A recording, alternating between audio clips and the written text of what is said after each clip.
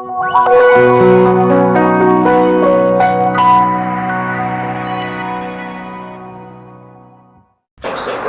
So that's the whole idea is about working with the yoga to get to the other aspects of yoga, getting deeper into it. Because yoga is not necessarily just the physical part, but yoga is body, mind and spirit. So the reason we are going through this change is yoga came to USA in 1893 or something like that first time.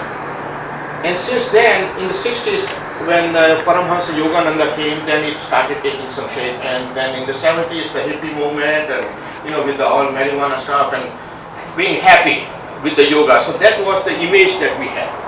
It was only in the last 30 years when Deepak Chopra came into picture, that's when yoga really took life. So he's a funny guy.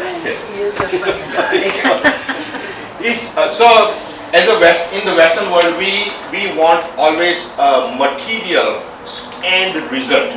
So anything turns, actually no matter what we talk about, it eventually turns into a business. When yoga started giving the answers about body and mind connection, that's when all of a sudden yoga took off. And in the last 30 years, now all of a sudden it's a $27 billion industry, except we are not getting any part of it, corporates are making it. So it's a huge industry, but the reason that it became a huge industry is because there was a tangible result. We can measure the result. So now what has happened is Deepak Chopra, what we talk about the mind in the Eastern world is a little bit different than what we see as mind here. Here in the Western world, we consider the mind as a conscious brain. Brain considered as a part of the mind, conscious mind actually. So what we have here is actually, this is one part and this is the second part. This is what we call the manas. That's the reason of my name, that I've chosen that name is Manas Yoga, because Manas means, in fact, it has several meanings. Manas means human, Manas means mind, and Manas means the field of energy as well. So what we are talking today is mostly about the field of energy. So I actually put down M1 and M2 just for the ease of understanding. So this is the part that we are going to understand and try to focus on.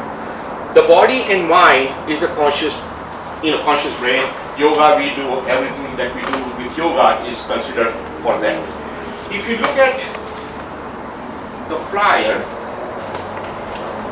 on this one, what I have done, so if you kind of take the second picture, if you split that, it would be the body mind together, and then the other aspect would become the spirit. Okay, so my whole purpose is to get people to understand that there is a different aspect of the mind that we need to do. That's a quantum field of energy that we are working with, and that's what we are talking about today. Now on the back, if you look at it. Hi, I'm Jamie. I'm a Pilates instructor in the Los Angeles area. I love the workshop today. It was really informative. It's great to sit in a room and have someone explain the ideas behind quantum physics and quantum mechanics. Not everybody can explain it so simply as he does. So, it's great.